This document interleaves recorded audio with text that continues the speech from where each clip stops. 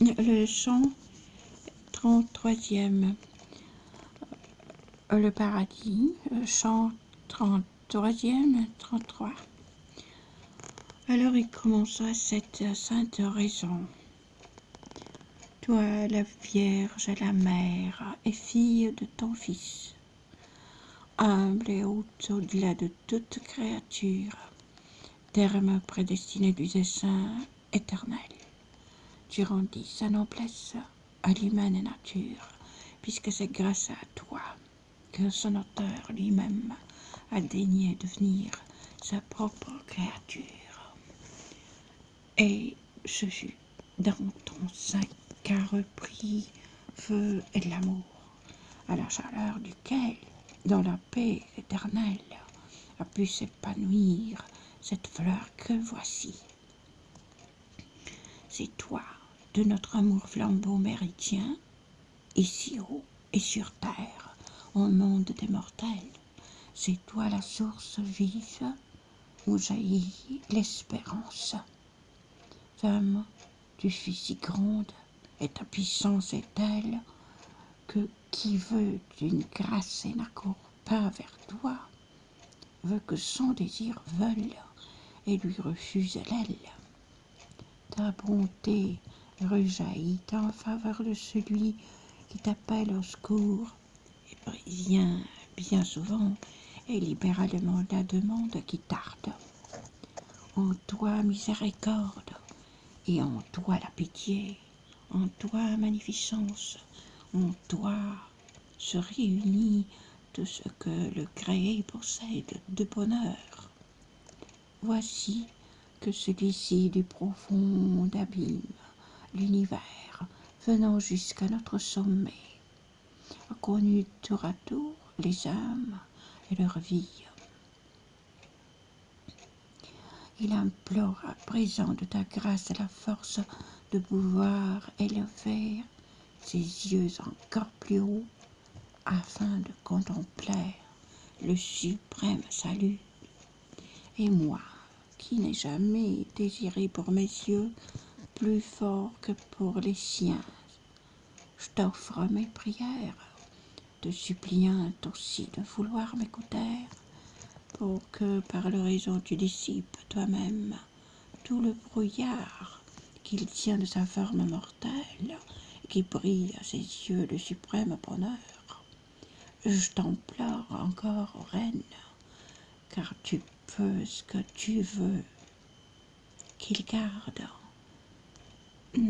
après un tel spectacle, les mêmes sentiments immuables et purs de son cœur trop humain qui ta garde triomphe, de son cœur trop humain qu'est ta garde triomphe. Regarde Béatrice et tous ces bienheureux qui soutiennent mes vœux avec leurs deux mains jointes. Les yeux que Dieu chérit vanèrent à la fois, se fixèrent alors sur l'orateur, montrant combien ils entendraient les prières dévotes. Puis ils furent chercher la lumière éternelle, où l'on se tromperait pensant que l'œil mortel pourrait s'aventurer avec tant d'assurance. Et moi, qui m'approchais du terme de mes vœux, je sentis tout à coup, comme on doit le sentir, s'éteindre dans mon sein l'ardeur de mon désir. Bernard, en souriant, me montrait par des signes qu'il fallait regarder vers le haut, mais déjà agité par moi tout seul, tel qu'il m'avait voulu, puisque par le regard de plus en plus limpide, j'entrais de plus en plus dans le bain de lumière, de la clarté suprême, où vit la vérité. À partir de ce point, ce que j'ai vu dépasse le pouvoir d'exprimer, qui cède à ce tableau, et la mémoire aussi cède à tout cet excès. Comme un homme qui voit des objets dans un songe, et en se réveillant ne garde dans l'esprit que les impressions et les détails s'effacent.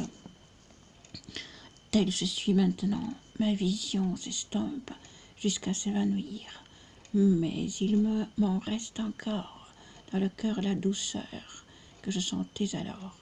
Tels sans le soleil disparaissent les neiges.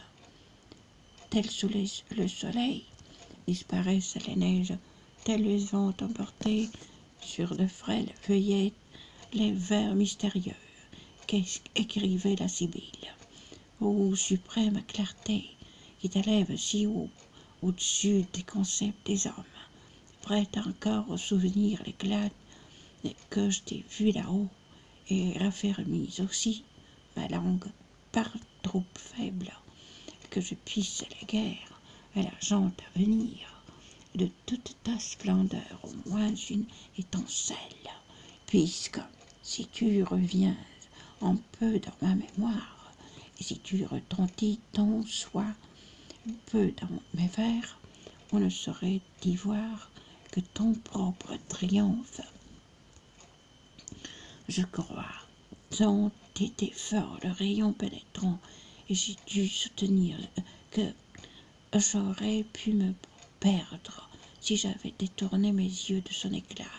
Ce fut, je m'en souviens, cela qui m'enhardit à soutenir sa vue, et la force infinie qui se fondait en elle ne faisait plus qu'un. Ô grâce généreuse, où j'ai pris le courage de plonger mon regard dans la clarté suprême jusqu'au point d'épuiser la faculté de voir. Dans cette profondeur, j'ai vu se rencontrer et amoureusement former un seul volume tous les feuillets épars dont l'univers est fait. Substances, accidents et maudits paraissent couler au même moule et si parfaitement que ce que j'en puisse dire est un pâle reflet, et je crois avoir vu la forme universelle de l'unique vaisseau, puisque tant plus j'en parle, plus je sens le bonheur qui me chauffe le cœur.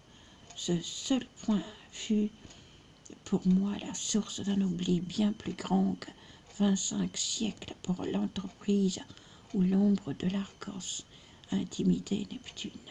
C'est ainsi que l'esprit qui restait en suspens regardait fixement, immobile, attentif, et son désir de voir ne pouvait s'assouvir. Tel est le résultat produit par sa lumière qu'on n'imagine pas qu'on pourrait consentir à le quitter des yeux pour quelques autres raisons, puisqu'en effet le bien, objet de nos désirs, s'y trouve tout entière, et tout ce qui s'y trouve étant parfait en elle, étant parfait dehors. Désormais mon discours, pour ce temps chez mémoire, sera plus pauvre encore que celui d'un enfant dont le lait maternel mouille toujours la langue. Ce n'est pas que l'on vit dans le vivant éclat que j'admirais là-haut, plus qu'une simple image, car il est toujours tel qu'il a toujours été. Mais comme de mes yeux, pendant qu'il regardait, la force s'augmentait, mon propre changement modifiait aussi cet aspect uniforme. Dans la substance claire et à la fois profonde de l'insigne clarté me paraissaient 3 cercles formés de 3 couleurs et d'égale grandeur, et l'un d'eux paraissait être l'effet de l'autre comme iris et l'iris, tandis que le troisième jaillissait comme un feu des 2 en même temps. Ah, que ma langue est faible et revêt lâchement mon idée, et combien auprès de ce spectacle celle-ci reste pauvre et semble moins que peu. Éternelle clarté qui siège en toi-même, qui seule te comprend et qui, te comprenant et comprise à la fois, t'aime et te sourit. Lorsque j'eus observé quelque peu du regard ces cercles assemblés qui paraissaient conçus en toi-même, à l'instar des rayons réfléchis,